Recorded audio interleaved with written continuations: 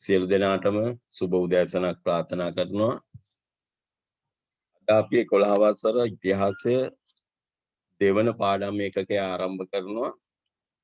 ශ්‍රී ලංකාවේ බ්‍රිතාන්‍ය බලය පිහිටුවීම. එතකොට මේ පාඩමට මම වෙනම සටහනක් එවන්න බලාපොරොත්තු වෙන්නේ නැහැ. නමුත් පාඩම අවසානයේදී මේ දෙවනි පාඩම් ඒකකයේ ඇසුරෙන් විභාගවලදී එන්න පුළුවන් යයි අපේක්ෂිත ප්‍රශ්න සහ පිළිතුරු සාකච්ඡා කිරීමට මම බලාපොරොත්තු වෙනවා.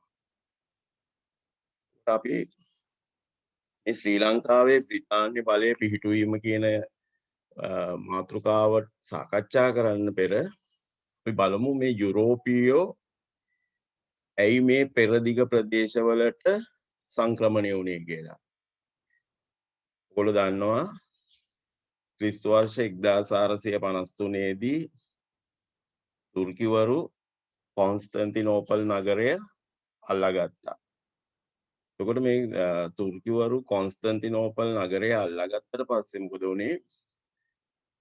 පෙරදිග ඉඳන් යුරෝපයට වෙළඳ භාණ්ඩ රැගෙන එන ගොඩබිම් වෙළඳ මාර්ගය අවහිර වුණා. මේකේ ප්‍රතිඵලයක් විදියට යුරෝපීයන්ට සිද්ධ වුණා පෙරදිගට පැමිණෙන විකල්ප මුහුදු මාර්ග සොයා යාමට. ඉතින් මේ විදියට මේ පෙරදිග ප්‍රදේශවලට මුහුදු මාර්ග සොයා ගැනීමේ පුරෝගාමීන් විදියට අපිට පෘතුගීසින් හඳුන්වන්න පුළුවන්. මේ අනුව ක්‍රිස්තු වර්ෂ 1498 දී වාස්කෝ ද ගාමා කියන පෘතුගීසි නාවිකයා ඉන්දියාවේ කැලිකට් නගරයේ වෙරළට ළඟා වුණා. මෙතෙන් පටන් පෘතුගීසීන් ඉන්දියාව හා ලංකාව ආශ්‍රිත පෙරදිග ප්‍රදේශවල තමන්ගේ වෙළඳාම කරගෙන ගියා. ඊළඟට ක්‍රිස්තු වර්ෂ 1656 වෙනකොට මේ පෘතුගීසීන් සතුව තිබිච්ච ලංකාවේ මුහුදුබඩ ප්‍රදේශ ලන්දේසින් විසින් අල්ලා ගත්තා. ඒකට ක්‍රිස්තු වර්ෂ 1656 ඉඳලා 1796 දක්වා ක්‍රිස්තු වර්ෂ 1796 දක්වා ලංකාවේ මුහුදුබඩ ප්‍රදේශ පාලනය කළේ ලන්දේසි ජාතිකයන් විසින්. එතකොට ඇයි මේ බ්‍රිතාන්‍යයන් නැත්තම් ඉංග්‍රීසි ජාතිකයන් මේ පෙරදිගට තමන්ගේ අවධානය යොමු කළේ? දන්නවා මේ පෘතුගීසීන් සහ ලන්දේසීන් මේ පෙරදිග ආශ්‍රිතව කළ වෙළඳාමෙන් විශාල වශයෙන් ලාභ උපයා ගත්තා. ඉතින් ඉංග්‍රීසීන් මොකද කළේ? තමන්ගේ අවධානය මේ පෙරදිග ප්‍රදේශවලට යොමු කරලා මේ ඉංග්‍රීසි ජාතික ව්‍යාපාරිකයන් සමූහයක් එකට එකතු වෙලා ක්‍රිස්තු වර්ෂ 1600 දී ඉංග්‍රීසි පෙරදිග ඉන්දියා වෙළඳ සමාගම කියලා වෙළඳ සමාගමක් පිහිටවලා මේ කාලේ එංගලන්තය පාලනය කළේ පළමුවෙනි එලිසබෙත් රැජින එතුමිය මේ ආසියාවේ වෙළඳ කටයුතු වල යෙදීමට අවසර දෙමින් රාජකීය බලපත්‍රයක් නිකුත් කළා. ඒ අනුව මේ ඉංග්‍රීසි පෙරදිග ඉන්දිය වෙළඳ සමාගමට අයිති නැව් කණ්ඩායම් පළමුවෙන්ම ඉන්දුනීසියාවේ සුමත්‍රා දූපත් තියෙන ප්‍රදේශයට ගිහිල්ලා මේ වෙළඳ කටයුතු ආරම්භ කරලා තියෙනවා. ඊළඟට මේ විලියම් හොප්කින්ස් කියන නාවිකයා යටතේ තවත් නැව් කණ්ඩායමක් ඉන්දියාවට ඇවිල්ලා දැන් මේ ඉංග්‍රීසින් ඉන්දියාවට එනකොට ඉන්දියාවේ පාලකයන් වුණේ මෝගල් පාලකයන්. එතකොට මේ කාලේ හිටපු මෝගල් අධිරාජයා තමයි ජහාන්ගීර්. එතකොට මේ ජහාන්ගීර් එක්ක ඉංග්‍රීසි ජාතිකයන් සාකච්ඡා කරලා තියෙනවා ඉන්දියාවේ වෙළඳ භාණ්ඩ ලබා ගැනීමට. එතකොට ඔයගොල්ලෝ මතක තියාගන්න විභාගවලදී අහන ප්‍රශ්නයක් තමා ඉංග්‍රීසීන් ඉන්දියාවට පැමිණෙන අවස්ථාවේදී ඉන්දියාවේ සිටි මෝගල් පාලකයා කවුද? එතකොට පිළිතුර විය යුත්තේ ජහන්ගීර්. දැන් මේ විදියට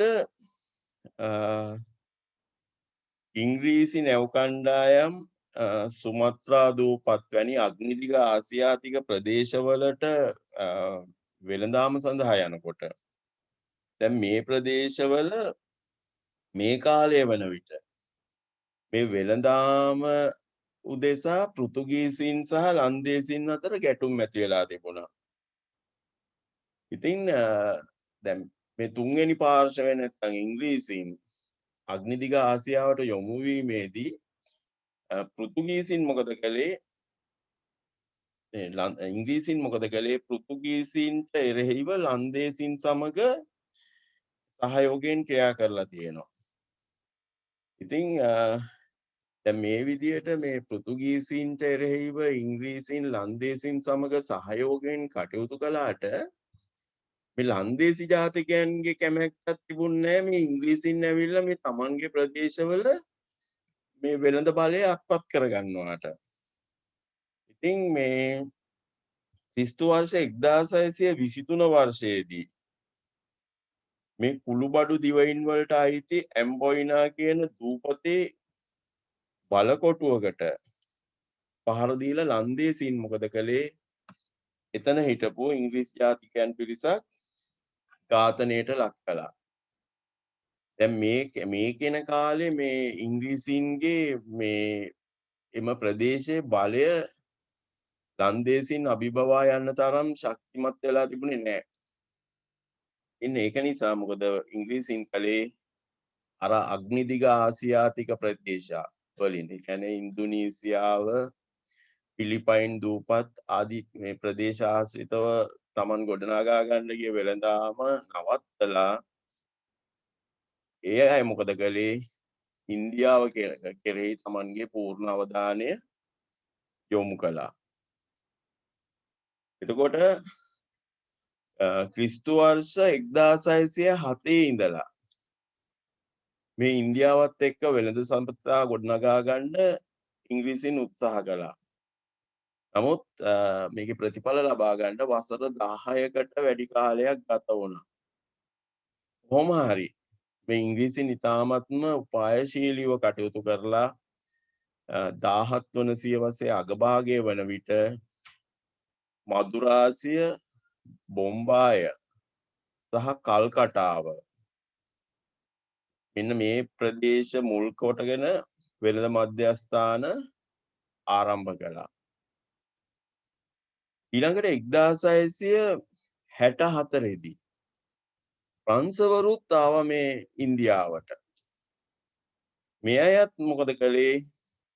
පොන්ඩිචේරි, කරිකාල්, චන්ද්‍රනගර කියන ස්ථානවල ඔවුන්ගේ වෙළඳ මධ්‍යස්ථාන පිහිටෙව්වා. එතකොට මේ දැන් ඉංග්‍රීසීන්ට ලන්දේසීන්ට අමතරව ප්‍රංශවරු එක්කත් වෙළඳ තරගයක යෙදෙන්න සිද්ධ වුණා.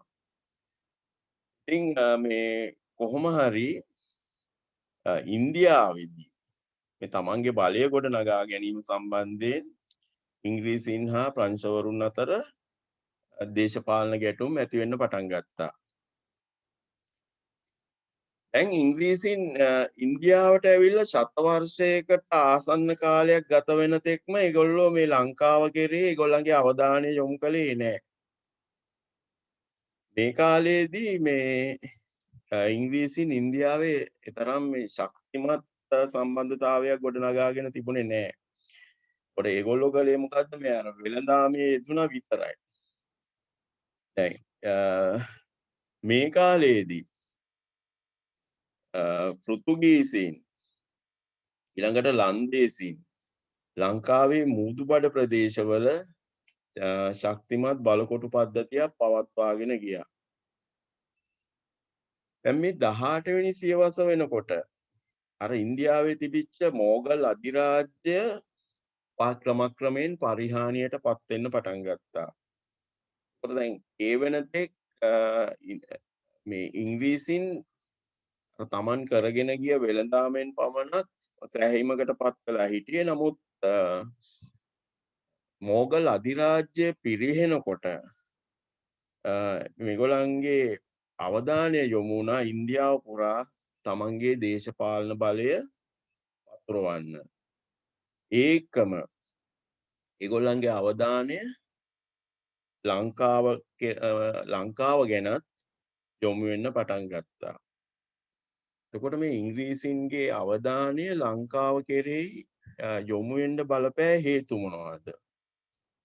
පළවෙනි හේතුව තමයි ශ්‍රී ලංකාවේ මධ්‍යගත පිහිටීම.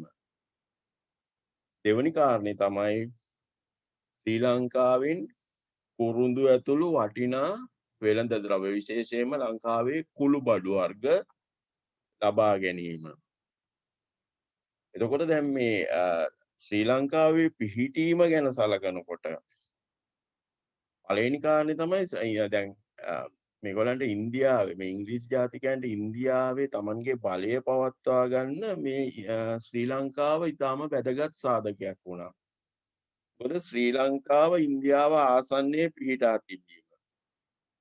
ඊළඟට මේ බෙන්ගාල බොක්කවට මුහුදු කලාපය පාලනය කරන්න ලංකාව හොඳ මධ්‍යස්ථානයක්. ඊළඟට මේ නිරන්තරයෙන්ම මේ ඉංග්‍රීසීන් සහ ප්‍රංසවරුන් අතර බෙන්ගාල බොක්ක ආශ්‍රිත ප්‍රදේශවල මුහුදු සටන් ඇති වුණා. එතකොට මේ මුහුදු සටන් වලදී අබලන් වෙන Tamanගේ යාත්‍රා අලුත් වැඩියා කරන්න වරායක අවශ්‍යතාවය ඉංග්‍රීසීන්ට තිබුණා. ඉතින් ශ්‍රී ලංකාවේ ත්‍රිකුණාමල වරාය මේ සඳහා සුදුසුයයි ඔවුන්ගේ අවධානය නිතැතින්ම ශ්‍රී ලංකාවේ ත්‍රිකුණාමල වරාය කෙරේ යොමු වුණා. එතකොට දැන් මේ ත්‍රිකුණාමල වරාය ගත්තාම මේ ත්‍රිකුණාමල වරාය කෙලින්ම බෙන්ගාල බොක්කට මූණලා තමයි පිහිටලා තියෙන්නේ. එතකොට දෙවනි කාරණේ ඉන්දියාවේ නැගෙනහිර වෙරළේ ඉංග්‍රීසි නාවික බලය පවත්වාගෙන යන්න මේ වරායේ පිහිටීම හුඟක් වැදගත් වුණා. ඊළඟට ඊසාන දිග මෝසම් සුළං කාලේ Tamanගේ නැව් ආරක්ෂා සහිතව රඳවා තබා ගැනීමට මේ ත්‍රිකුණාමල වරාය යොදාගත හැකි වුණා. ඒක නිසා මේ ඉන්දියානු සාගරයේ නාවික කටයුතු මෙහෙවන්න හොඳම මධ්‍යස්ථානය තමයි මේ ත්‍රිකුණාමල වරාය. ඉතින් ඉංග්‍රීසින් කල්පනා කළා දැන් මේ කාලේ Tamanට හිටපු සතුරු තමයි ප්‍රංසවරු. ඉතින් බැරි වෙලාවක්වත් මේ ත්‍රිකුණාමල වරාය ප්‍රංසවරුන්ගේ අතට ගියොත් ඒක Tamanට අවාසිදායක වෙන බව ඉංග්‍රීසින් දැනගෙන හිටියා. ඒ නිසා ඉංග්‍රීසින්ට වුණා ප්‍රංසවරුන්ට කලින් මේ ත්‍රිකුණාමල වරාය Tamanගේ සන්තකයට ගන්න. දැන් මේ කාලේ ශ්‍රී ලංකාවේ කුරුඳු ඇතුළු කුළුබඩු වලට යුරෝපයේ වෙළඳ පොලේ ඉහළ ඉල්ලුමක් තිබුණා. විශේෂයෙන්ම ස්තරම් වර්ගයේ කුරුඳු මේ ලංකාවේ නිෂ්පාදනය වුණා. ඒ කුරුඳු වෙළඳාමෙන් මේ වෙනකොටත් ලන්දේසින් විශාල වශයෙන් ලාභ ඉපෙව්වා. ඒක නිසා ඉංග්‍රීසින්ට අවශ්‍ය වෙලා තිබුණා මේ ලංකාවේ කුරුඳු වෙළඳාමේ ඒකාධිකාරය Taman අතට ගන්න.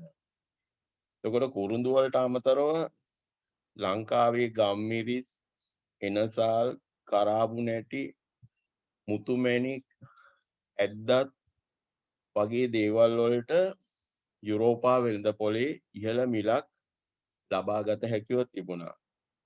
ඉතින් මෙන්න මේ කරුණු සැලකිල්ලට අරන් ඉංග්‍රීසින් කල්පනා කළා ශ්‍රී ලංකාව තුළ Tamanගේ දේශපාලන බලය පිහිටුවා ගන්න. දැන් මේ කාලේ මේ උඩරට තත්ත්වයක් ගැන කතා කළොත් දැන් පෘතුගීසීන්ව ලංකාවෙන් පන්නලා දාන්න උඩරට රජවරු ලන්දේසින්ගේ සහාය ලබා ගත්තා.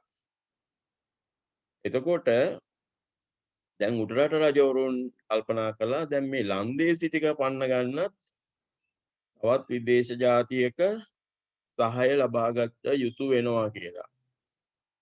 ඉතින් මේ විදිහට මේ කීර්තිශ්‍රී රාජසිංහ රජතුමා මොකද කළේ? අර ඉන්දියාවේ ඉන්න ඉංග්‍රීසින්ටත් හසුන්පත් යවුවා. ඒ වගේම ප්‍රංශවරුන් වෙතත් දූතයෝ යවුවා. එතකොට මේ දැන් මේ දූතයන් යැව්වේ ලන්දේසින් මුදුබඩ ප්‍රදේශවලින් පන්නා ගැනීමට අවශ්‍ය සහාය ලබා ගන්න. එතකොට මේකේ ප්‍රතිඵලයක් විදියට ඉංග්‍රීසි දූතයෙක් උඩරටට පැමිණීමේ පසුබිම නිර්මාණය වුණා. එතකොට මේ විදියට මේ ඉංග්‍රීසි දූතයෝ 3 දෙනෙක් ලංකාවට ඇවිල්ලා තියෙනවා. දැන් මෙන්න මේ දූතයෝ 3 දෙනාගේ නමත් ඔයගලන්ට අනිවාර්යයෙන්ම මතක තියාගන්න වෙනවා. මොකද විභාග ප්‍රශ්න වලදී නිතරම මෙන්න මේ 3 දෙනාගේ නම් අහනවා. එතකොට මුලින්ම ආපු ඉංග්‍රීසි දූතයා තමයි ක්‍රිස්තු වර්ෂ 1762 දී කීර්තිශ්‍රී රාජසිංහ රජතුමාගේ රාජධානි සමයේදී ලංකාවට ආව මුලින්ම ජෝන් පයිබස්. එතකොට මේ ජෝන් පයිබස්ගේ උඩරට පැමිණීමේ ප්‍රධාන පරමාර්ථය වෙලා තිබුණේ ලංකාව සමග වෙළඳ සම්බන්ධතා ඇති කර ගැනීම. එතකොට මේ දැන් උඩරට රජතුමාට අවශ්‍ය වුණේ මේ වෙළඳ සම්බන්ධතා ඇති කරගන්න නෙමෙයි. උඩරට රජතුමාට අවශ්‍ය වුණේ මේ ලන්දේසින් මේ ලංකාවේ මූදුබඩ ප්‍රදේශවලින් පන්නලා දාන්න මේ සහාය ලබා ගැනීම. දැන් මේ කාලයේදී ලන්දේසින් හා ඉංග්‍රීසින් යුරෝපයේදී මිතුරෝ. ඉතින් ඉංග්‍රීසින්ට අවශ්‍ය වුණේ නැහැ ලන්දේසින් එක්ක යුද්ධ කරන්න. ඒ වගේම ලන්දේසින්ට අවශ්‍ය වුණෙත් නැහැ ඉංග්‍රීසින් සමග මේ ගැටුම් ඇති කරගන්න. ඉතින් මේ අවශ්‍ය අවස්ථාවල මේ කාලයේදී ලංකාවේ මුදුබඩ ප්‍රදේශවල පාලකයෝ වුණේ ලන්දේසි ජාතිකයන්. ලන්දේසි ජාතිකයන් ඉංග්‍රීසින්ට අවශ්‍ය අවස්ථාවල ත්‍රිකුණාමල වරාය භාවිතා කරන්න අවසර දීලා තිබුණා. ඉතින් ඉංග්‍රීසින්ට අවශ්‍ය වුණේ නෑ මේ ලන්දේසින්ව පන්නන්න මේ උඩරට රජවරුන්ට මේ සහාය දෙන්න. ඉතින් තමන්ට ලන්දේසින් පළවාරින්න සහාය නොදෙන ජාතියක් එක්ක වෙළඳ සම්බන්ධතා ඇති කරගන්න උඩරට රජවරු උනන්දු වුණෙත් නැහැ. එතකොට මේ 1762 ජෝන් පයිබස්ගේ උඩරට සංචාරය සාර්ථක වුණේ නැහැ. ඊළඟට ක්‍රිස්තු වර්ෂ 1782 දී හිව් බොයිඩ් කියන ඉංග්‍රීසි ජාතිකයා උඩරටට පැමිණියා. එතකොට එතනදිත් හිව් බොයිඩ්ට අවශ්‍ය වුණෙත් වෙළඳ සම්බන්ධතා ගොඩනගා ගන්න. ඉතින් හිව් බොයිඩ්ගේ උඩරට සංචාරයත් සාර්ථක වුණේ නැහැ. මොකද උඩරට රජවරුන්ට අවශ්‍ය වුණේ නැහැ ලන්දේසින්ව පළවා හරින්න උදව් නොකරන ජාතියක් සමග වෙළඳ සම්බන්ධතා ඇති කරගන්න. ඊළඟට 1795 ඉංග්‍රීසින් ප්‍රථම වරට ලන්දේසින් සතුව තිබුණු ත්‍රිකුණාමල වරාය අල්ලා ගත්තා. ඉන් අනතුරුව තමයි රොබර්ට් ඇන්ඩ්‍රුස් කියන තානාපතිවරයා උඩරටට ගිහිල්ලා රාජාදි රාජසිංහ රජතුමා මුණ ගැහුණේ. එතකොට මේ සාකච්ඡාවේ අරමුණ වුණේ ලංකාවේ තියෙන ඉතුරු ලන්දේසි බලකොටු ඉංග්‍රීසින් යටත් කර ගැනීමට සටන් සිදු වෙනකොට උඩරට රජතුමාගේ සහාය ඉංග්‍රීසීන්ට ලබා ගැනීම. ඉතින් දැන් මේ ලන්දේසීන්ගේ බලකොටු අල්ලා ගැනීමේදී ඉංග්‍රීසීන්ට ආධාර ලබා දෙන්න මේ උඩරට රජතුමා එකඟ වුණා. නමුත් ලන්දේසීන් සමග සටන් සිදු කරන අවස්ථාවේදී ඉංග්‍රීසීන් අවබෝධ කරගත්තා ලන්දේසිත් එක්ක කරන සටන් Taman බලාපොරොත්තු වෙච්ච තරම් දුෂ්කර නැති බව. ඉතින් මේ ඉංග්‍රීසීන් කල්පනා කළා මේ ලංකාවේ ලන්දේසීන් සතු ඉතුරු මූදු බඩ ප්‍රදේශවල තියෙන බලකොටු යටත් කර ගැනීමට Tamanට තරම් අමාරු කාර්යයක් නොවන බව. ඉතින් ඉංග්‍රීසීන් මොකද කළේ? ඉංග්‍රීසීන්ට අවශ්‍ය වුණේ නෑ Taman දැන් මේ අල්ලාගන්න ලන්දේසි බලකොටු දැන් මේ බලකොටු අල්ලා ගැනීමේ වාසිය මේ උඩරට රජුරුවත් එක්ක බෙදා ගන්න. මොකද ඒගොල්ලෝ හිතපු තරම් අමාරු වුණේ නෑ මේ ලන්දේසි බලකොටු අල්ලා ගැනීම. ඉතින් ඒක නිසා අර උඩරට රජුරුව ඉදිරිපත් කරපු කොන්දේසි පිළි අරගෙන මේ රජුරුවත් එක්ක එකගතාව ඇති කර ගැනීමට අවශ්‍ය සාකච්ඡා කරගෙන යාමට මේ ඉංග්‍රීසීන් ඉදිරිපත් උනේ නැහැ. එතකොට ඊළඟට අපි කතා කරමු ශ්‍රී ලංකාවේ මූදුබඩ ප්‍රදේශවල බ්‍රිතාන්‍ය බලය පිහිටුවීම. දැන් ක්‍රිස්තු වර්ෂ 1789 දී ප්‍රංශ විප්ලවය සිදු වුණා. එතකොට මේ ප්‍රංශ විප්ලවයෙන් පස්සේ බලයට ආපු මේ ප්‍රංශයේ අධ්‍යක්ෂක මණ්ඩලය මේ අය මේ දැන් ප්‍රංශ ජනතාව අර මේ රජවරුන්ව නිරපා හැරලා වෙනම තමන්ගේ පාලන තන්ත්‍රයක් පිහිටව ගත්තේ තමන් මෙච්චර කල් විඳපු පීඩා වලින් ගැලවෙන්න. ඉතින් කොහොම හරි මේ අලුතෙන් පාලන බලය අත්පත් කරගත්ත පිරිස් වලට ඒ ජනතා අපේක්ෂාවන් ඉෂ්ට කරන්න බැරි වුණා.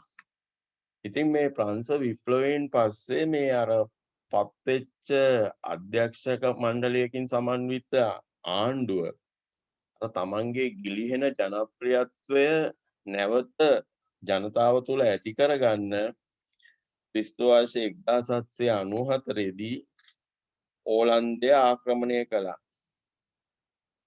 එතකොට මේ කාලේ ඕලන්ද පාලකයා නැත්නම් ස්ටැඩ් හෝල්ඩර්වරයා විදියට හිටියේ පස්වෙනි විලියම් රජතුමා.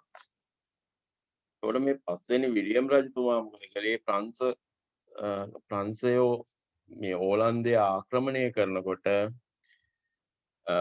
මේ පස්වෙනි විලියම් රජතුමා තමන්ගේ ආරක්ෂාවට බ්‍රිතාන්‍යයට පලා ගියා. දැන් මේ පස්වෙනි විලියම් රජතුමා ඉන්නේ බ්‍රිතාන්‍යයේ ආරක්ෂාව යටතේ. දැන් එතකොට ලන්දේසින්ගේ මවුරට වෙච්ච ඕලන්දය යුරෝපයේදී ප්‍රංශයින්ට යටත් වුණාම අවදානමක් ආවා. දැන් ලංකාවේ මූදුබඩ ප්‍රදේශ ලන්දේසින් යටතේ තමයි තියෙන්නේ. එතකොට දැන් ලන්දේසින්ගේ මවුරට ප්‍රංශකාරයෝ යුරෝපයේදී ආක්‍රමණය කරලා යටත් කරගත්තට පස්සේ අවදානමක් ආවා ලන්දේසින් යටතේ තිබිච්ච ලංකාවේ මූදුබඩ ප්‍රදේශ ප්‍රංශවරුන් අතට පත්වීමේ. ඉතින් දැන් මේ වෙලාවේ ඉංග්‍රීසීන් මොකද කළේ? දැන් ඉංග්‍රීසීන්ට ඕන කළා මේ ලංකාවේ ලන්දේසීන් සතුව තිබිච්ච මේ මුහුදුබඩ ප්‍රදේශ ප්‍රංශවරු අතට යන්නේක වළක්වන්න. ඒ නිසා ඉංග්‍රීසීන් මොකද කළේ? දැන් මේ වෙනකොට ඕලන්දේ පාලකයාව සිටි ස්ටැඩ්හෝල්ඩවරයා නැත්තම් 5 වෙනි විලියම් රජතුමා මේ වෙනකොට එංගලන්තයේ කිව් මාලිගාවේ එංගලන්ත රැකවරණ යටතේ සිටියේ. ඉතින් ඉංග්‍රීසීන් මොකද කළේ? මේ 5 වෙනි විලියම් රජතුමා ලවා ලිපියක් ලියාගත්තා. මේ ලිපියේ සඳහන් වෙලා තිබුණේ ලංකාවේ මූදුබඩ ප්‍රදේශවල තියෙන ලන්දේසි බලකොටු වලට ඉංග්‍රීසි හමුදාව ඇතුළු කරගන්න කියලා. එතකොට මේ ස්ටැඩ්හෝල්ඩර්වරයා මේ එංගලන්තයේ කිව් මාලිගාවේ ඉඳලා තමයි මේ ලියුම ලිව්වේ. ඒ නිසා ඒ ලිපිය ප්‍රසිද්ධ වුණා කිව් ලිපිය කියලා. ඉතින් කොහොම හරි මේ ඕලන්දේ රජතුමා මේ එවපු ලිපිය ලංකාවේ ඉංග්‍රීසි ලන්දේසි ආණ්ඩුකාරවරයා වශයෙන් සිටි ෆන් එංගල්බෙක්ට ලැබුණා. නමුත් එක්වරම ඔහු මේ කාරණාව විශ්වාස කළේ නැහැ. ඒක නිසා ඔහු මේ ලන්දේසි බලකොටු වලට ඉංග්‍රීසි හමුදාවට ඇතුළු වීමට අවසර දෙන්න බැරි වුණා. ඒකේ ප්‍රතිඵලයක් විදියට තමයි ක්‍රිස්තු වර්ෂ 1795 දී ඉංග්‍රීසීන් ලන්දේසීන්ට අයිති වෙලා තිබිච්ච ත්‍රිකුණාමල වරායට ප්‍රහාර එල්ල කළේ. ඉතින් දැන් මේ ඉංග්‍රීසි ප්‍රහාර හමුවේ මේ ලන්දේසීන් ත්‍රිකුණාමලයේදී කොන්දේසි විරහිතව යටත් වුණා. ඊට පස්සේ මොකද වුනේ?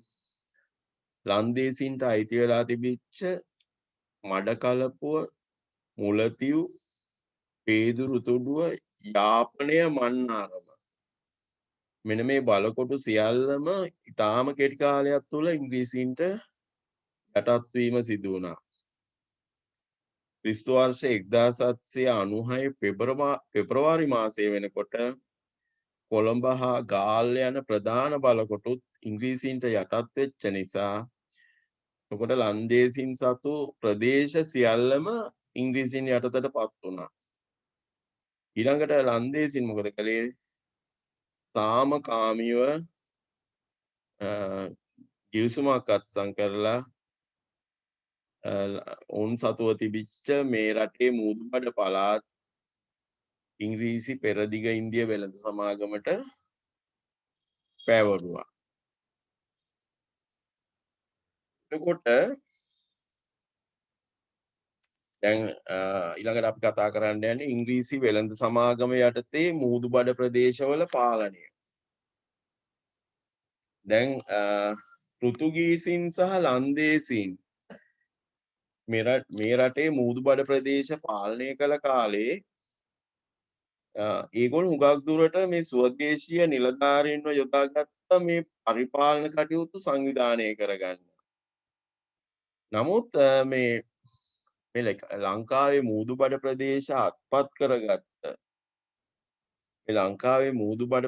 අත්පත් කරගත්ත මේ ඉංග්‍රීසි පෙරදිග ඉන්දිය වෙළඳ සමාගමට මේ ගැන එච්චර ලොකු අවබෝධයක් තිබුණේ නැහැ. ඒ නිසා ඉංග්‍රීසීන් මොකද කළේ? මේ තමන්ගේ යටතටපත් වෙච්ච ප්‍රදේශවලට ඉන්දියාවේ මදුරාසි ආණ්ඩුව යටතේ හිටපු මදුරාසි නිලධාරීන් යොදාගෙන පාලනය කරන්න පටන් ගත්තා. එතකොට මේ පාලන කාලය ක්‍රිස්තු වර්ෂ 1796 ඉඳලා 1798 දක්වා පැවතුණා. කොට මෙන්න මේ වෙනස්කම් මේ පාලන කාලය තුළ මෙන්න මේ වෙනස්කම් සිද්ධ වුණා. ඉංග්‍රීසීන් ලංකාවේ මූදුබඩ ප්‍රදේශ පාලනයට රෙසිඩන්ට් වරයෙකු පත් කළා. මේ රෙසිඩන්ට් වරයෙක් කියන්නේ නේවාසිකව ලංකාවේ නැවතිලා ලංකාවේ මූදුබඩ ප්‍රදේශ පාලනය කරන්න පත් කරපු පුද්ගලයා. එතකොට මේ ප්‍රෙසිඩන්ට් වරයා යටතේ සහකාර පරීක්ෂකවරුන් පිරිසක් පත් කළා මේ බදු එකතු කරන්න. ඒගොල්ලන්ට කිව්වා කලෙක්ටර්ස් වරුන් කියලා. කලෙක්ටර්ස් වරුන් කියන්නේ එකතු කරනවා. එතකොට මේ කලෙක්ටර්ස් වරුන්ගේ සේවා මධ්‍යස්ථානය වුණේ කච්චේරිය. එතකොට මේ ඔයගොල්ලෝ දන්නවා දැන් මේ වර්තමානයේ තියෙනවා මේ ප්‍රාදේශීය ලේකම් කාර්යාලය. ඒවල මේ ප්‍රාදේශීය ලේකම් කාර්යාලයට ඊට කලින් කිව්වේ DRO ඔෆිස් එක කියලා. ඊටත් කලින් කිව්වේ කච්චේරිය කියලා. එතකොට දැන් මේ අපි මේ කච්චේරිය කියන්නේ මේ ප්‍රාදේශීය ලේකම් කාර්යාලයේ මුල්ම අවධිය. එතකොට මේ සල්ලි එකතු කරන්න එහෙම නැත්නම් බදු එකතු කරන්න පත් කරගත්ත කලෙක්ටර්ස් වරුන්ට සහායට තවත් පිරිසක් පත් කළා. එතකොට ඒගොල්ලන්ට කිව්වා අවුමිල් දාරුවරුන් කියලා. එතකොට මේ අවුමිල් දාරුවරුන්ගේ සහායට තවත් නිලධාරීන් කණ්ඩායමක් පත් කරලා හිටියා. මෙන්න මේ සියලු නිලධාරීන් අවුමිල්දාරවරු සහ ඔවුන්ගේ සහායට හිටපු නිලධාරීන් ඇතුළු සියලු කණ්ඩායම් අර කලෙක්ටර්ස් වරුන්ගේ අධීක්ෂණය යටතේ ආදායම් එකතු කරන කාර්යයේ නිරත වුණා. එතකොට දැන් මේ ආපු මේ මෙන්න මේ වෙළඳ සමාගමේ පාලනය යටතේ තියෙන මේ ප්‍රදේශවල දැන් කලින් හිටියා මේ මුදලිවරු. ඒ කියන්නේ පෘතුගීසි ලන්දේසි කාලේ හිටියා ස්වදේශීය මුදලිවරුන්ව පත් කරලා මේ කාර්ය කරන්න. නමුත් දැන් මේ ස්වදේශීය නිලධාරීන්ව අයින් කරලා අර මදුරාසියෙන් ආපු පිරිස තමයි දැන් මේ ලංකාවේ මේ ආදායම් එකතු කිරීමේ කාර්යයේ නිරත වෙන්න පටන් ගත්තේ. ඉතින් මේ ආපු නිලධාරීන්ට මේ රටේ සම්ප්‍රදායන් සංස්කෘතිය ස්වදේශීය භාෂාවන් මේවා ගැන කිසිම අවබෝධයක් තිබුණේ නැහැ. ඉතින් දැන් මේ වගේ කණ්ඩායමකට මේ ලංකාවේ මුදුබඩ ප්‍රදේශවල සිවිල් පරිපාලනය අධිකරණ කටයුතු ඊළඟට ආදායම් බදු එකතු කිරීම වගේ කටයුතු පවර්ලා තිබුණා. ඉතින් අර මේ පාලනය සහ මහජනතාව අතර සම්බන්ධය මේ නිසා මොකද වුනේ දුරස්ථභාවයකට පත් වෙලා තිබුණා. දැන් මේ දිවයිනේ මේ මූදුබඩ ප්‍රදේශ ලන්දේසින්ගෙන් අපහු තමන් අතට ගන්න. දැන් මේකට මේ ඉංග්‍රීසීන් වෙළඳ සමාගමට ලොකු යුද්ධයක් කරන්න සිද්ධ වුණා. ඉතින් මේ යුද්ධය කරනකොට මේ වෙළඳ සමාගමට විශාල මේ මුදල් ප්‍රමාණයක් වැය වෙලා තිබුණා. ඉතින් මේ මුදල් ප්‍රමාණය මේ පුළුවන් තරම් ඉක්මනට පියවා ගැනීම සහ ලාභ ලබා ගැනීම. මේ පාලන කටයුතු මෙහෙයවන පුද්ගලයන්ගේ අරමුණක් වුණා. ඉතින් දැන් මේ ඉංග්‍රීසි වෙළඳ සමාගමට සිද්ධ වුණා දැන් මේ ලන්දේසීන්ගෙන් මේ ප්‍රදේශ අත්පත් කරගන්න ලොකු මුදලක් වැය කරන්න. ඉතින් ඒ අයට වුවමනා වුණා මේ මුදල පුළුවන් තරම් ඉක්මනට පියවාගෙන මේ භූමියෙන් හැකිතරම් ලාභ ලබා ගන්න. ඒක නිසා මේ සමාගම මොකද කළේ මූදුබඩ ප්‍රදේශවලට අලුත් බදු වර්ග රාශියක් පැනෙව්වා. එතකොට මේක එක උදාහරණයක් විදිහට දෙන්න පුළුවන් මේ පොල් ගස් බද්ද. එතකොට පොල් ගස් 10කට වැඩි ප්‍රමාණයක් ඉඩමක තියෙනවා නම් එක පොල් ගහකට රිදී 50ක් ගානේ ගෙවන්න ඕනේ බද්ද. එතකොට දැන් මෙච්චර කල් මේ මූදුබඩ ප්‍රදේශවල හිටපු මහජනතාව පුරුදු වෙලා හිටියේ. දැන් මේ කාලේ ඇත්තට මේ මුදල් භාවිතය ප්‍රචලිත නැහැ. ඉතින් ඒගොල්ලෝ මොකද කළේ අර තමන්ට ලැබෙන අස්වැන්නෙන්ම මේ බදු ගෙවන්න තමයි පුරුදු වෙලා හිටියේ. නමුත් අර මදුරාසියෙන් ආපු නිලධාරීන් මොකද කළේ? ඒ බදු මුදල් වශයෙන්ම ඉල්ලා හිටියා. ඉතින් දැන් මේ විදිහට මේ මුදලෙන්ම බද්ද ගෙවන්න සිද්ධ වෙනකොට දැන් මේක මේ මුහුදුබඩ ප්‍රදේශවල ඉන්න ජනතාවට අපහසු කාර්යයක් වුණා. ඉතින් මේ වෙරළබඩ ප්‍රදේශවල ක්‍රමක්‍රමයෙන් නොසන්සුන්තාවයක් ඇති වෙන්න පටන් ගත්තා. එතකොට මේ නව පාලනය ගැන මේ මහා ජනතාවගේ තරම් ප්‍රසාදයක් තිබුණේ නැහැ. මේ අප්‍රසාදය මොකද උනේ? කෙලින්ම කැරැල්ලක් බවට පත් වුණා. ඉතින් ක්‍රිස්තු වර්ෂ 1797 දී තමයි මේ කැරැල්ල පටන් ගත්තේ. එතකොට මේ කැරැල්ල මේ මුහුදුබඩ ප්‍රදේශවල ව්‍යාප්ත වුණා. ඉතින් ඉංග්‍රීසින් ඉතාම වෙහෙසක් දරලා මේ කැරැල්ල මැඩ පැවැත්තුවා. එතකොට මේ රටේ බ්‍රිතාන්‍ය පාලනය ආරම්භයත් එක්කම මේ පාලනයට එරෙහිව විරෝධයක් පවතිනවා කියන එක මේ කැරැල්ලෙන් පැහැදිලි වුණා. ඒක නිසා මේ මුහුදුබඩ ප්‍රදේශවල ඇතිවෙච්ච මේ කැරැල්ල පිළිබඳව සොයා බලලා මේකට ප්‍රතිකර්ම නිර්දේශ කිරීමට මේ වෙළඳ සමාගම මේ කොමිසමක් පත් කළා. එතකොට මේ කොමිසමේ සභාපතිත්වය දරුවේ බ්‍රිගේඩියර් ජෙනරල් ද මියුරන් කියන පුද්ගලයා. එතකොට මේ ද මියුරන් කියන පුද්ගලයා මේ ගැන සොයා බැලුවා. සොයා බලලා ඔහු නිර්දේශ වගේක් ඉදිරිපත් කළා. ඔහුගේ පළවෙනි නිර්දේශය තමයි අර මේ බදු එකතු කරන්න යොදවා සිටි මදුරාසි නිලධාරීන් එහෙම නැත්නම් අවුමිල්දාර්වරු ආපහු යවලා මේ කාරණයට දේශීය නිලධාරීන් මේ යොදා ගන්න කියලා. ඊළඟ එක අර ආදායම් සොයා ගන්න අලුතෙන් පනවපු බදු ඉවත් කරන්න.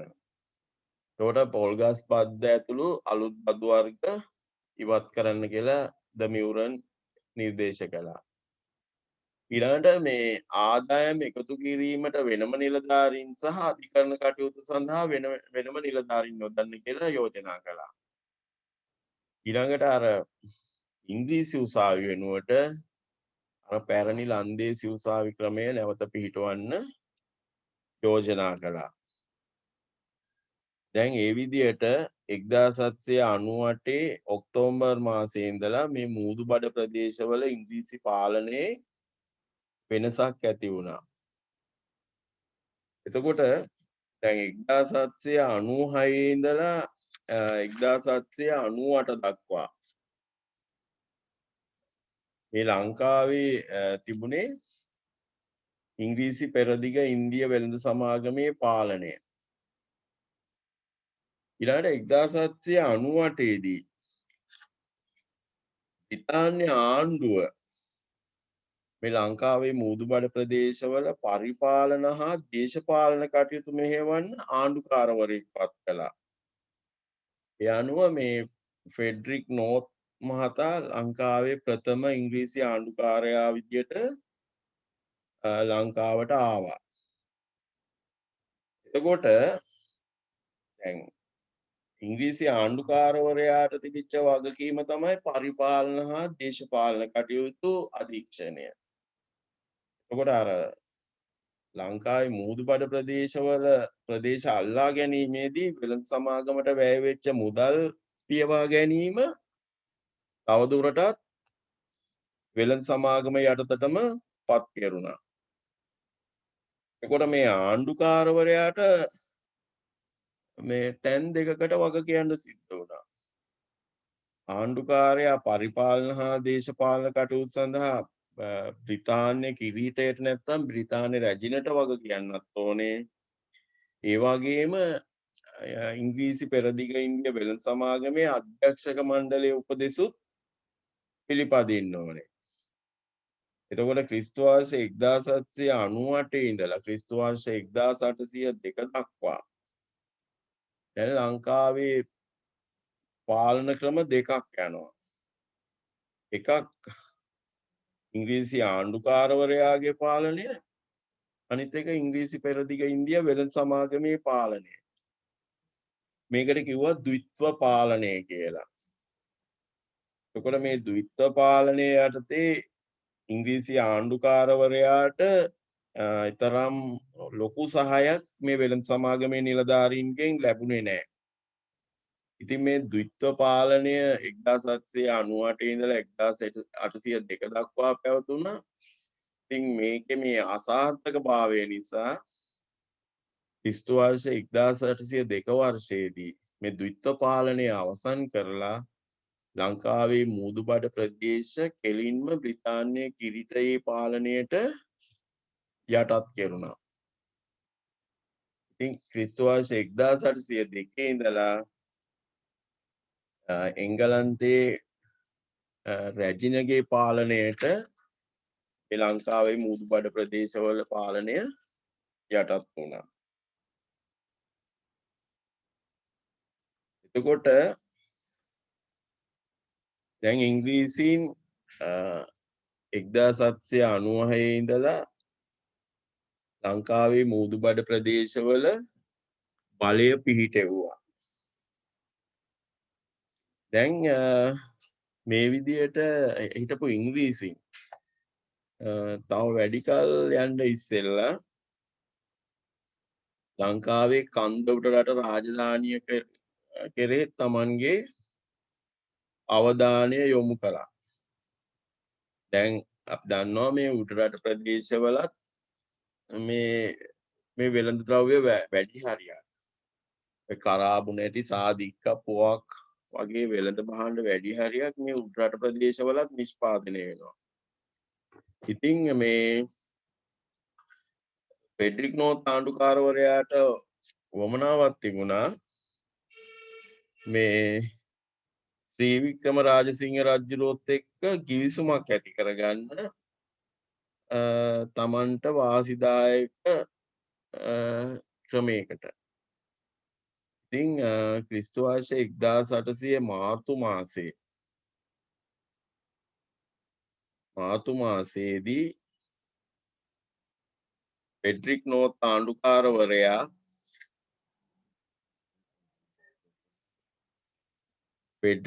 ආණ්ඩුකාරවරයා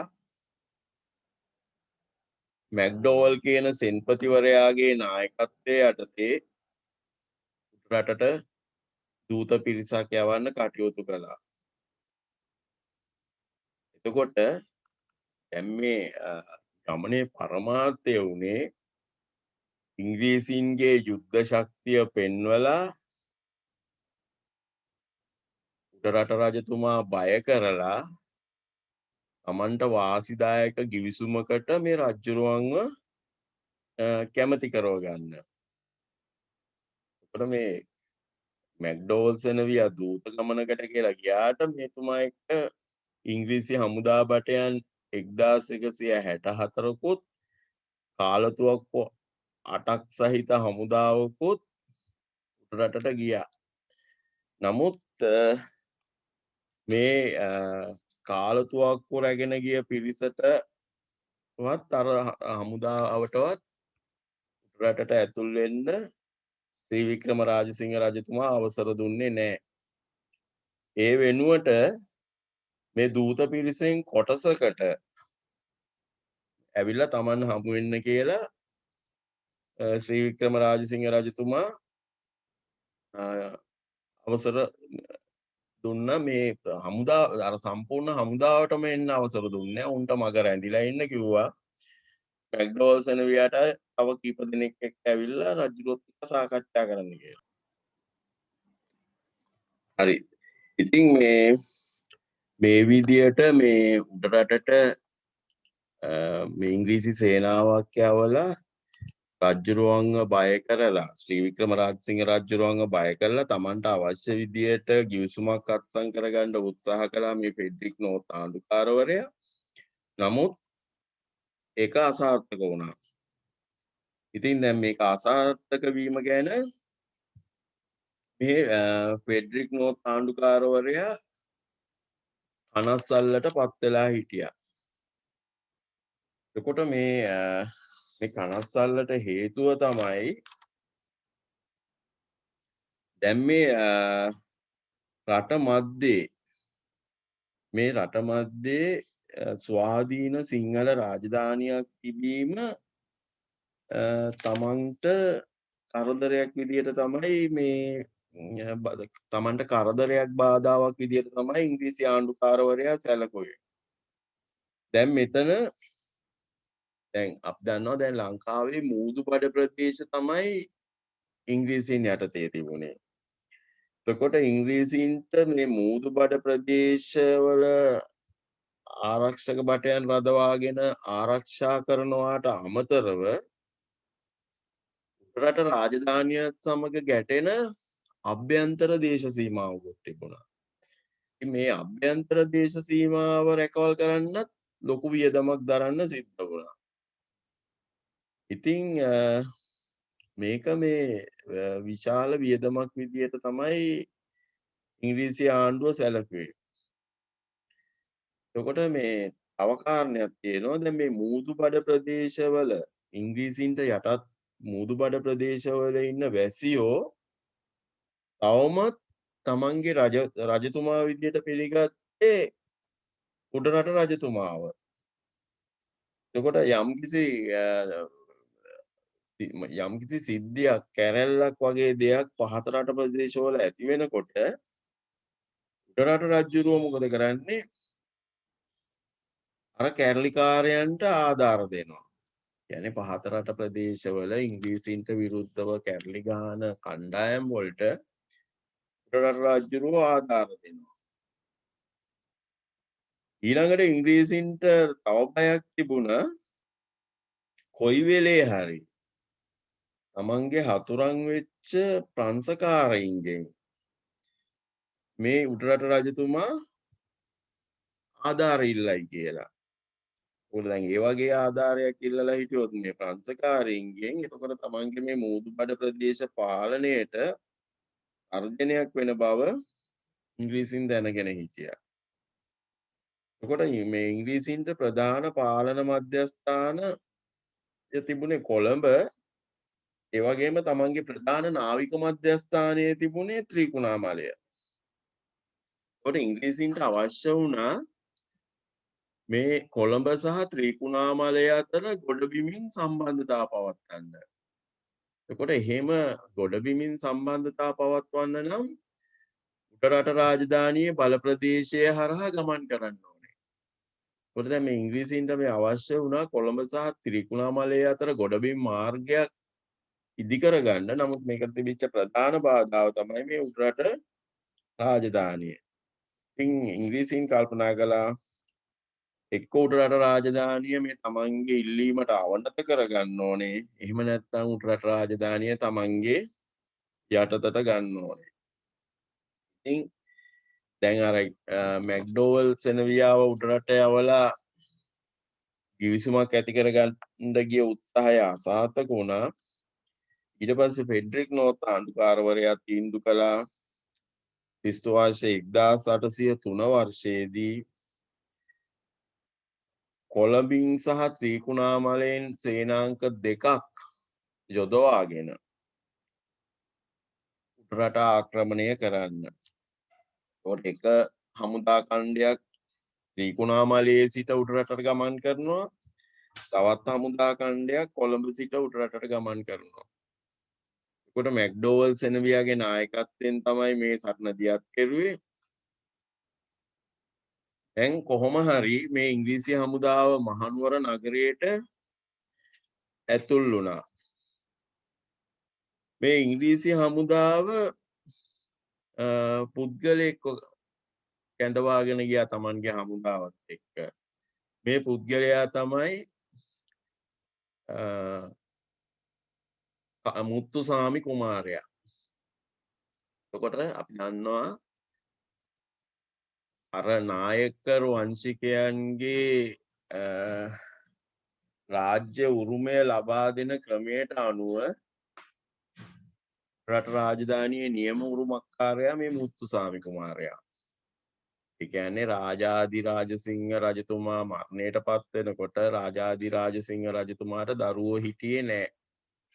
එතකොට අර නායකර වංශිකයන්ගේ ක්‍රමය තමයි රජතුමාට දරුවන් නොමැති වූ විට අගබිසවගේ සහෝදරයාට රජකම පිරිනැමීම. එතකොට මේ රාජාධිරාජසිංහ රජතුමාගේ අගබිසවගේ සහෝදරයා වුණේ මුත්තුසාමි කුමාරයා. දෙවනි බිසවගේ සහෝදරයා තමයි කන්නසාමි කුමාරයා. ඉතින් පිළිමතලාවේ අධිකාරම් මැදිහත් වෙලා මේ මුත්තුසාමිට ලැබිය යුතු රජකම ඔහුට ලබා නොදී කන්නසාමි කුමාරයාට ලබා දුන්න ශ්‍රී වික්‍රම රාජසිංහ කියන නමින්. මුත්තුසාමි කුමාරයා තමන්ගේ ජීවිතයට තර්ජනයක් කියලා ඉංග්‍රීසීන් ගාවට ගියා. එතකොට ඉංග්‍රීසීන් 1803 උඩරට ආක්‍රමණයට එනකොට මෙන්න මේ මුත්තුසාමි කුමාරයාවත් අන්ට ගහගෙන තමයි ආවේ. ඉතින් ඉංග්‍රීසි හමුදාව මහනුවර නගරයට ඇතුල් වෙනකොට ශ්‍රී වික්‍රම රාජසිංහ රජතුමයි නගරවැසියෝයි සියලු දෙනාම මේ නගරේ අත්හැරලා ඇංගුණා. ඉංග්‍රීසීන් මොකද කළේ? තමන් අර උඩරටට කැඳවාගෙන ආපු මුත්තුසාමි කුමාරයාව රජු විදියට ප්‍රකාශ කරලා සිංහාසනාරූඪ කළා. ඒ වුණාට මේ මුත්තුසාමි කුමාරයාට උඩරට වැසියෝ කිසිම සහායක් දුන්නේ නැහැ. ඒ වෙනුවට උඩරැටියෝ ශ්‍රී වික්‍රම රාජසිංහ රජුගේ වටේ තමයි එකතු වුණේ. දැන් මේ උඩරටට මේ විදේශීය හමුදා ඇතුල් වෙන එක මේ ඉංග්‍රීසින්ට කලිනුත් සිද්ධ වුණා. පෘතුගීසින් කීප සැරයක් උඩරට ආක්‍රමණය කළා. හැබැයි ඒගොල්ලන්ට උඩරට අල්ලා ගන්න බැරුව ගියා. මේ හේතුව තමයි හැම තිස්සේම මේ උඩරට හමුදා මේ විදේශීය හමුදාවලට ප්‍රතිප්‍රහාර දෙන්නේ වර්ෂාව ආරම්භයත් එක්ක. එතකොට මේ වර්ෂාව ආරම්භයත් එක්ක මේ ප්‍රහාර දෙන එකේ යටි අදහසක් තිබුණා. දැන් ඉස්සර උඩරටට ගමන් කරන්න මේ ලොකු පාරවල් තිබුණේ නැහැ. පොඩි අඩි පාරවල් වගේ පාරවල්. මේවල ගමන් කරන්න ඕනේ එක්කෙනා පස්සේ එක්කෙනා. ඉතින් වර්ෂාව ආවත් එක්කම මොකද වෙන්නේ? අර පාරවල් ඔක්කොම වතුරෙන් යට වෙනවා. ඒවා ජල පහරවල් බවට පත් වෙනවා. ඊළඟට ඒ කාලේ ඉංග්‍රීසින් පාවිච්චි කරපු යුධායුධ ඒවා හුඟක් වෙලාවට මේ බෙහෙත් කොටන තුවක්කු. ඉතින් මේ වෙඩි බෙහෙත් වර්ෂාවත් එක්කම තෙත් වෙනවා. තෙත් වුණාට පස්සේ මේ වෙඩි බෙහෙත් ක්‍රියාත්මක වෙන්නේ නැහැ. ඉතින් ඒක එක කාරණයක්. ඊළඟට මේ කොළඹ එක්ක පණිවිඩ හුවමාරුවත් මේ කාලේදී හරිම දුෂ්කරයි. ඉතින් උදව් උපකාර ඉල්ලන්නත් අමාරුයි. ඉතින් දැන් සිංහල හමුදාව මොකද කළේ? අර වර්ෂාව ආරම්භ වෙනවත් එක්කම ඉංග්‍රීසි හමුදාවට ප්‍රහාර එල්ල කරන්න පටන් ගත්තා. ඉතින් උඩරටට තිබිච්ච සැපයුම් මාර්ග ඔක්කොම අවහිර කරලා තිබුණා. ඒකෙන් මොකද වුණේ? ඉංග්‍රීසීන්ට ආහාර පාන හිඟ වුණා. කොළඹ සමග පණිවිඩ හොමාරුව කරගන්න විදියක් නැතුව ගියා. ඉතින් අර බලාපොරොත්තු නොවෙච්ච තත්ත්වයකට ඉංග්‍රීසි හමුදාවට මුහුණ දෙන්න සිද්ධ වුණා. ඉතින් මේකේ ප්‍රතිඵලය වුණේ ඉංග්‍රීසි හමුදාව අන්ත පරාජයකට පත්වීම. ඉතින් ඉංග්‍රීසින් මොකද කළේ? මුත්තුසාමි කුමාරයාවත් අරගෙන ආපහු පසුබහින්න පටන් ගත්තා. කොහොම හරි කටුගස්තොට පාල්ම ගාවදී ඉංග්‍රීසීන්ට මේ ගඟෙන් එගොඩ වෙන්න බැරි වෙන්න ඒ ගඟ හරහා තිබිච්ච පාරු පාලම සිංහල රාජපුරුෂයෝ කපා හැරලා දාලා තිබුණා. ඉතින් ඉංග්‍රීසීන් උඩරට රාජධානිය ඇතුලේ කොටු වුණා. ඉතින් කොහොම හරි ඉංග්‍රීසීන්ට තමන්ගේ ගැලවුමට මේ මුත්තුසාමි කුමාරයාව ආපහු සිංහල සෙබළුන්ට පාවා දෙන්න සිද්ධ වුණා. ඉතින් සිංහල සෙබළු මොකද කළේ මේ මුත්තුසාමි කුමාරයාව රැගෙන ගිහිල්ලා නඩුව අහලා පස්සේ හිස ගසා මරා දැම්මා. ඉතින් දැන් කොහොම හරි මේ උඩරටට ගිය ඉංග්‍රීසි සෙබළුන් බහුතරයක් මරණයටපත් වුණා. ඉතින් මේකෙන් දැන් මේ ආක්‍රමණයට ඉස්සෙල්ලා නෝර්තාණ්ඩුකාරවරයාට මේ උඩරට ගැන නිශ්චිත නිගමනයක් තිබුණේ නැහැ. මේ මොන වගේ බලයක් මේ උඩරටට තියෙනවද කියන අවබෝධයක් තිබුණේ නැහැ. එතකොට මේ තමන්ගේ ආක්‍රමණය මේ වගේ පරාජයකින් කෙලවර වුණත් එක්ක උඩරට රාජධානියේ ශක්තිමත් බව ගැන මේ ෆෙඩරික් නෝර්ත් ආණ්ඩුකාරවරයා අවබෝධ කරගත්තා.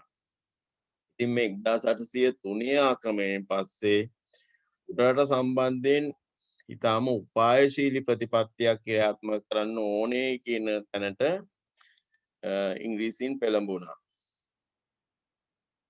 දැන් ක්‍රිස්තු වර්ෂ 1805 දී මේ නෝර්ත් ආණ්ඩුකාරවරයාගේ පාලන කාලය නිම වුණා.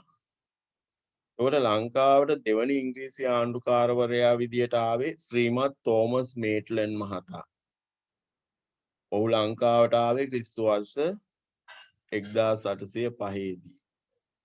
එතකොට මේක තෝමස් මේට්ලන් කියන ඉංග්‍රීසි ආණ්ඩුකාරවරයා අර මේ ෆෙඩරික් නෝර්ත් ආණ්ඩුකාරවරයා වගේ එකපාරට උඩරට ආක්‍රමණය කරන්න හිතුවේ නෑ. ඒ වෙනුවට මේ උඩරට ආක්‍රමණය කරන්න අවශ්‍ය පසුබිමක් නිර්මාණය කර ගැනීමේ උපායශීලී ප්‍රතිපත්තියක් මේ තෝමස් මේට්ලන් ආණ්ඩුකාරවරයා ගත් කළා. දැන් මේකට මෙයා මේ බොහොම කාර්යශූර සිවිල් සේවකයෙක් යොදාගත්තා. ඔහු තමා ජෝන් ඩොයිලි. මේ ජෝන් ඩොයිලි කියන්නේ එංගලන්තයේ කේම්බ්‍රිජ් විශ්වවිද්‍යාලයේ උපාධිධරයෙක්. එතකොට මේ ජෝන් ඩොයිලි කියන පුද්ගලයා ලංකාවට ආවට පස්සේ මුලින්ම ඔහු කළේ සිංහල භාෂාව ඉගෙන ගැනීම. එතකොට මේ සිංහල භාෂාව ඔහු ඉගෙන ගත්තේ කොරතොට ධම්මාරාම කියන ස්වාමින් වහන්සේ යටතේ. ඉතින් මේ විදියට මේ ජෝන් ඩොයිලි මොකද කළේ මේ දේශීය සිරිත් විරිත් ගැන හොඳ අවබෝධයක් ලබාගෙන ඔහු ගනුදෙනු කරන්න පටන් ගත්තා උඩරට රදළ ප්‍රධානීන් සමග. ඊළඟට උඩරට මිනිසුන් ගැන මෙයා සමගම තොරතුරු හොමාරු කරගත්තා. එතකොට මේ ජෝන් ඩොයිලිගේ උපක්‍රමශීලී භාවය තමයි 1815 දී ලංකාව ඉංග්‍රීසි යටත් විජිතයක් බවට පත් කරන්න උපකාරී වුණේ. එතකොට මේ ජෝන් ඩොයිලි උඩරට රදළයන් සමග සම්බන්ධතා පැවැත්තුවා. ඊළඟට වෙලෙන්දු ශාස්ත්‍රකාරයෝ වගේ වෙස්ගත්තු චරපුරුෂයෝ උඩරටට යවුවා. දැන් මේ විදියට මීට කලින් කිසිම යුරෝපීයෙක් සොයා නොගත් කරුණු විශාල ප්‍රමාණයක් අනාවරණය කරගන්න මේ ජෝන් ඩොයිලිට හැකියාව ලැබුණා. දැන් මේ විදියට මේ ජෝන් ඩොයිලි උඩරට ආක්‍රමණයට අවශ්‍ය තොරතුරු සොයා ගැනීමෙන් මේ පසුබිම සකස් කරනකොට 1812 දී ක්‍රිස්තු වර්ෂ 1812 දී අලුත් ඉංග්‍රීසි ආණ්ඩුකාරවරයෙක් පත් වෙලා ආවා. ඒ තමයි සර් රොබර්ට් බ්‍රවුන්රික්. එතකොට මේ රොබර්ට් බ්‍රවුන්රික් මොකද කළේ? මේ රොබර්ට් බ්‍රවුන්රික් අර ජෝන් ඩොයිලි විසින් අනාවරණය කරගත් තොරතුරු මත මේ උඩරට ආක්‍රමණය කරන්න සුදුසු කාල කාලයක් එනතුරු විමසිල්ලෙන් බලාගෙන හිටියා. එතකොට මේ කාලේ මේ උඩරට රාජධානිය තුල අභ්‍යන්තර ව්‍යවුල් රාශියක් නිර්මාණය වෙලා තිබුණා. දැන් මේ ශ්‍රී වික්‍රම රාජසිංහ රජුරෝ සිංහල රදලයන්ව වැඩිපුර විශ්වාස කළේ නෑ. ඒ වෙනුවට මේ ශ්‍රී වික්‍රම රාජසිංහ රජුරෝ මොකද කළේ? තමන්ගේ නායකර් වංශික ඥාතීන්ව රජමාලිගාවේ ඉහළ තනතුරු වලට පත් කළා. මේ නිසා මොකද වුනේ? උඩරට රදලයන් සහ ශ්‍රී වික්‍රම රාජසිංහ රජුරුව අතර ભેද බින්න ඇති වෙන්න පටන් ගත්තා. දැන් උඩරට රාජධානියේ මහාධිකාරම්වරයා විදියට කටයුතු කළේ පිළිමතලාවේ මහාධිකාරම්. එතකොට මේ පිළිමතලාවේ මහාධිකාරම් තමයි ශ්‍රී වික්‍රම රාජසිංහ රජතුමාව මේ සිංහාසනයට පත් කෙරෙව්වේ. දැන් මේ පිළිමතලාවේ අධිකාරම් මේ ශ්‍රී වික්‍රම රාජසිංහ රජතුමාව රජකමට පත් කළේ යටි අරමුණක් හිතේ තියාගෙන. දැන් ඇත්තටම මම ඊට කලිනුත් කිව්වා උඩරට රාජධානියේ නිත්‍ය උරුමය තිබුණේ මුත්තුසාමි කුමාරයාට. නමුත් පිළිමතලාවේ අධිකාරම් කල්පනා කළා මුත්තුසාමිව Tamanට ඕන විදියට නම්ම ගන්න බෑ. ඒ නිසා තමයි Taman පසුව උඩරට රජවීමේ අභිප්‍රායෙන් පිළිමතලාවේ අධිකාරම් මොකද කළේ? අන්නසාමි කුමාරයාව ශ්‍රී වික්‍රම රාජසිංහ නමින් රජකමට පත් කළා. නමුත් පිළිමතලාවේ අපේක්ෂා කළ විදියට මේ ශ්‍රී වික්‍රම රාජසිංහ රජතුමා ඔහුගේ බසට අවනත වුණේ නෑ. ඉතින් නිරන්තරයෙන්ම මේ පිළිමතලාවේ අධිකාරම් සහ ශ්‍රී වික්‍රම රාජසිංහ රජතුමා අතර ගැටුම් ඇති වුණා. මේකේ ප්‍රතිඵලය වුණේ ශ්‍රී වික්‍රම රාජසිංහ රජතුමා පිළිමතලාවේ අධිකාරම්ව මහාධිකාරම් දුරෙන් ඉවත් කිරීම. මේ විදිහට පිළිමතලාවේ මහාධිකාරම් දුරෙන් ඉවත් කරලා ශ්‍රී වික්‍රම රාජසිංහ රජතුමා නව මහාධිකාරම් ධූරයට පත් කළේ ඇහැලේ පොළ අධිකාරම්ම. දැන් පිළිමතලාවේ තමන්ගේ මේ තනතුර අහිමි කරලා මේ ශ්‍රී වික්‍රම රාජසිංහ රජුරෝ කරපු දේ ගැන ඇඩි වෛරයකින් හිටියේ. ඔහු උත්සාහ කළා කෙසේ හෝ ශ්‍රී වික්‍රම රාජසිංහ රජු මරණයට පත් කරන්න. ඔහු රජමාලිගාවේ කෑම පිසින පුද්ගලයාට උපදෙස් දුන්න රාජභෝජනවලට වස දමන්න කියලා. ඊළඟට රජ්ජුරුවන්ව දියනාවන පුද්ගලයාට අල්ලස් දීලා ඉල්ලීමක් කළා ශ්‍රී වික්‍රම රාජසිංහ රජු ස්නානය කරන අවස්ථාවේ කිනිස්සකින් යන මැරීමට. ඊළඟට ශ්‍රී වික්‍රම රාජසිංහ රජුණන්ගේ කර්ණවැමියාට අල්ලස් දීලා උත්සාහ කළා රජුරුවන්ගේ රැවුල බහන අවස්ථාවේදී උගුරු දණ්ඩ කැපීමට. මේ සියලු දෙනාම ශ්‍රී වික්‍රම රාජසිංහ රජුරවන්ට මේ සිද්ධි වාර්තා කළා. මේකේ ප්‍රතිඵලය වුණේ මොකද්ද?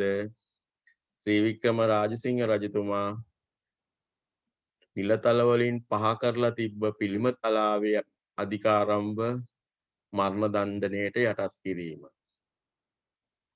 ඉතින් ඊළඟට මේ ඇහැලේ පොළ මහාධිකාරම් ශ්‍රී වික්‍රම රාජසිංහ රජුරුවත් එක්ක මේ හොඳින් කටයුතු කරනකොට මේ ශ්‍රී වික්‍රම රාජසිංහ රජුරවන්ට වෙනත් සිංහල නිලමේවරුන් විසින් ඇහැලේ පොළ අධිකාරම් එක්ක මේ ශ්‍රී වික්‍රම රාජසිංහ රජුරවන්ගේ තිබිච්ච සම්බන්ධතාවය බිඳහෙලන්න කේලම් කිව්වා. ඉතින් මේකේ ප්‍රතිඵලය වුණේ මුලින්ම හැලේපොළ අධිකාරම්ව සබරගමුවට මාරු කරලා යවුවා. ඊට පස්සේ ශ්‍රී වික්‍රම රාජසිංහ රජුරවන්ට මේ ගතු කේලම් කියන අය කිව්වා හැලේපොළ සබරගමුවේ රජ වෙන්න යනවා කියලා. ඉතින් කොහොම හරි මේ කුමන්ත්‍රණවල ප්‍රතිඵලය වුණේ ඇහැලේපොළ අධිකාරම් ඉංග්‍රීසින් වෙත පලා යෑම. ඉතින් ශ්‍රී වික්‍රම රාජසිංහ රජුරුව මේ සම්බන්ධයෙන් උරණ වෙලා මොකද කළේ? ඇහැලේපොළ දරු පවුල මරණයට පත් කළා. ඉතින් මේ ඇහැලේපොළ දරු පවුල ඝාතනය කිරීම නිසා මොකද වුණේ? මේ ශ්‍රී වික්‍රම රාජසිංහ රජුරුව පිළිබඳව මහ ජනතාව කලකිරීමට පත් වුණා. ඉතින් සබරගමුවේ කැරලි නිසා භික්ෂුන් වහන්සේ කීප නමක්ද ශ්‍රී වික්‍රම රාජසිංහ රජතුමා විසින් ඝාතනයට පත් කරවා. මේ නිසා මහ ජනතාව සහ ශ්‍රී වික්‍රම රාජසිංහ රජුරුව අතර තිබිච්ච සම්බන්ධතාවය දුරස් භාවයකට පත් වුණා. දැන් සෑම විටම යුරෝපීයන් උඩරට ආක්‍රමණය කළ අවස්ථාවල උඩරට ප්‍රභූ පන්තිය සහ උඩරට ජනතාව රජතුමා ආරක්ෂා කරන්න ඉදිරිපත් වුණා. නමුත් දැන් මේ මෙච්චර කල් මේ උඩරට රාජධානිය ආරක්ෂා කරපු මේ මිනිස් පවුර ශ්‍රී වික්‍රම රාජසිංහ රජුරුවන්ගේ අකටයුතුකම් නිසා රජුට එරෙහි බලවේගයක් බවට පත් වුණා. ඉතින් මේ තත්වයෙන් ප්‍රයෝජන ගත්ත රොබර්ට් බ්‍රවුන්රික් ආණ්ඩුකාරවරයා මොකද කළේ? 1815 ජනවාරි මාසයේදී උඩරට ආක්‍රමණය කළා. දැන් අර වෙනදා වගේ මේ රජුරුවන් ආරක්ෂා කරගන්න උඩරැටියෝ ඉදිරිපත් වුණේ නැහැ. උඩරැටියෝ උඩරටට එන ඉංග්‍රීසි හමුදාවට බාධා කළෙත් නැහැ. එතකොට මේ ඉංග්‍රීසි ආණ්ඩුකාරවරයා ඇහැලේපොළ අධිකාරම්ගේ සහයෙන් උඩරට ජනතාවට ඒත්තු ගැන්නුවා තමන් මේ උඩරට සිටින කෲර පාලකයාගෙන් ජනතාව ගලවා ගැනීමට එන බව කියලා. ඉතින් කොහොම හරි උඩරට ආක්‍රමණය කරන්න ඉංග්‍රීසි සේනාව ආවා. උඩරැටියෝ කිසිම ප්‍රතිවිරෝධයක් දැක්ුවේ නැහැ. ඉංග්‍රීසි හමුදාව කිසිම කරදරයක් නැතුව උඩරටට ඇතුල් වුණා. ඉතින් මෙහෙම උඩරටට ඉංග්‍රීසි මේ විදේශ හමුදාවක් වෙනකොට උඩරට රජවරු ආරක්ෂිත ස්ථානයකට ගිහින් සැඟවෙනවා. දැන් මේ විදියට මේ උඩරැටියෝ ඉංග්‍රීසි ජාතිකයන් උඩරට ආක්‍රමණය කරනකොට රජතුමා තමන්ගේ බිසෝවරුත් එක්ක මැද මහනුවර ස්ථානයක සැඟවුණා. එතකොට මේ සැඟවුණ ස්ථානය තමයි උඩුපිටියේ ආරච්චිගේ නිවස. ඉතින් කොහොම හරි මේ රජ්ජුරුවන්ව සොයා ගැනීමට ඉංග්‍රීසි හමුදා කණ්ඩායම් උඩරට ප්‍රදේශවල තැනින් තැන මේ සොයා බැලීම් කරන්න පටන් ගත්තා. මේ විදියට එක්නැලිගොඩ මොහොට්ටාල ප්‍රමුඛ කණ්ඩායම මෙන්න මේ උඩුපිටියේ ආරච්චිගේ නිවස ආසන්නයට ගිහිල්ලා හිටියා. කොහොම හරි මේ එක්නැලිගොඩ මොහොට්ටාල දැනගත්තා රජතුමා සහ බිසෝවරුන් උඩුපිටියේ ආරච්චිගේ නිවසේ සැඟවී ඉන්නවයි කියලා. ඉතින් කොහොම හරි රජුරෝ අල්ලගන්න මේ එක්නැලිගොඩ මොහොට්ටාල සමත් වුණා. ඉතින් මේ අල්ලගත්තු ශ්‍රී වික්‍රම රාජසිංහ රජුරුවන්ගෙන් තමන්ගේ භාරයට ගත්තා මේ ඉංග්‍රීසීන්. එතකොට වෙනත් කිසිම යුරෝපීය ජාතියකට බැරි වුණා මේ උඩරට ඉන්න රජතුමාව අත්අඩංගුවට ගන්න. ඉතින් ඉංග්‍රීසියෙන් තමයි මුලින්ම මේ කාර්ය කළේ. ඉතින් මේ විදියට අත්අඩංගුවට ගත්ත ශ්‍රී වික්‍රම රාජසිංහ රජුරුවන්ව සහ පිරිස මේ කොළඹට ගෙනාවා.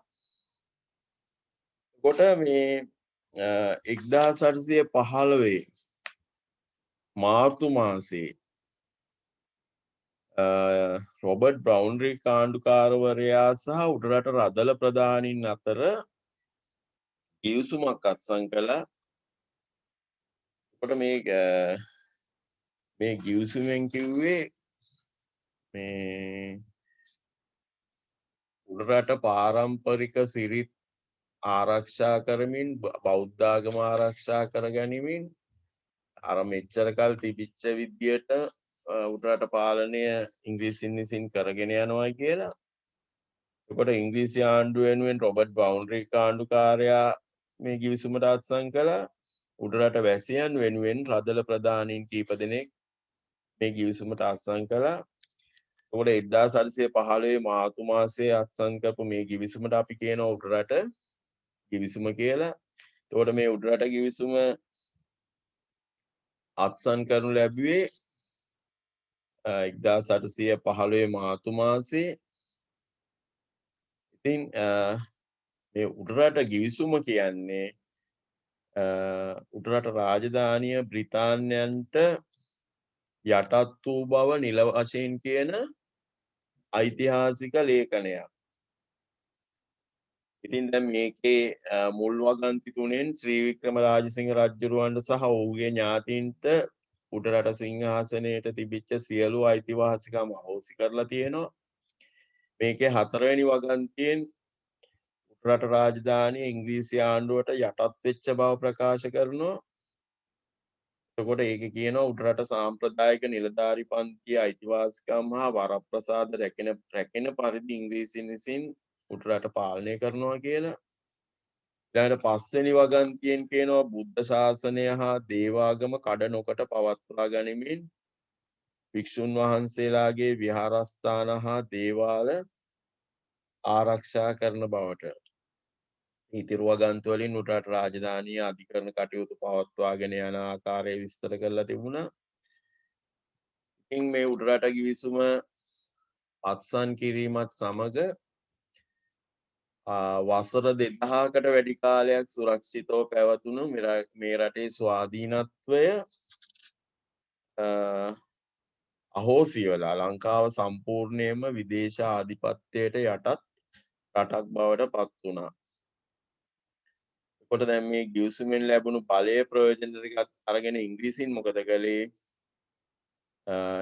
උඩරට පාලනය සඳහා ඉංග්‍රීසි ආණ්ඩුකාරවරයාගේ නියෝජිතයා විදියට නේවාසික නිලධාරියෙකු නැත්නම් රෙසිඩන්ට් වරයෙකු විදියට ජෝන් ඩොයිලි පත් කළා. එතකොට ජෝන් ඩොයිලිගේ කාර්යාලය පිහිටුවන ලැබුවේ මහනුවර නගරයේ. එතකොට ඔහුගේ සහායට තවත් නිලධාරීන් පත් කළා. එතකොට බ්‍රිතාන්‍ය පාලනය යටතේ සේවය කරන්න කැමති වෙච්ච රදළයන්ට ඉංග්‍රීසි ආණ්ඩුව තනතුරු ප්‍රදානය කළා. ඉතින් දැන් කොහොම හරි ශතවර්ෂ 3කට අධික කාලයක් ස්වාධීන පාලනයකට හුරු වෙලා හිටපු උඩරට ජනතාවට විදේශීය පාලකයන් පිරිසක් විසින් මෙහෙයවන පාලන ක්‍රමයකට යටත් වෙන්න සිදු වුණා. එතකොට මෙතනින් මම අද දිනේ පාඩම අවසන් කරනවා. ඊළඟ දිනේදී මම බලාපොරොත්තු වෙනවා විදේශ ආධිපත්‍යයට එරෙහිව සටන් කියන කොටස සාකච්ඡා කරන්න. එතකොට මේ පාඩමෙත් මේ ඉතිරි කොටස කළාට පස්සේ පාඩමෙත් මේ ඉතිරි කොටස සම්පූර්ණ කළාට පස්සේ මම බලාපොරොත්තු වෙනවා මේ පාඩමට අදාළ ප්‍රශ්නාවලියක් ඔයගොල්ලන්ට ඉදිරිපත් කරන්න. මම විශේෂයෙන්ම ඉල්ලා සිටිනවා මේ පාඩම් වලට ඇහුම්කන් දෙන්න කියලා. මොකද මේ අපිට ආපහු පාසලේදී මේ පාඩම් කරන්න වෙන්නේ නැහැ. ඉතින් ඔයගොල්ලන්ට මේ ඔන්ලයින් ක්‍රමයට තමයි මේ පළවෙනි වාරයේ සම්පූර්ණයෙන්ම මේ පාඩම් කරන්න සිද්ධ වෙන්නේ. ඒක නිසා හැකි උපරිම විදියට මේ පාඩම් වලට සම්බන්ධ වෙන්න කියලා මම ඉල්ලා සිටිනවා. සියලු දෙනාටම ආයුබෝවන්.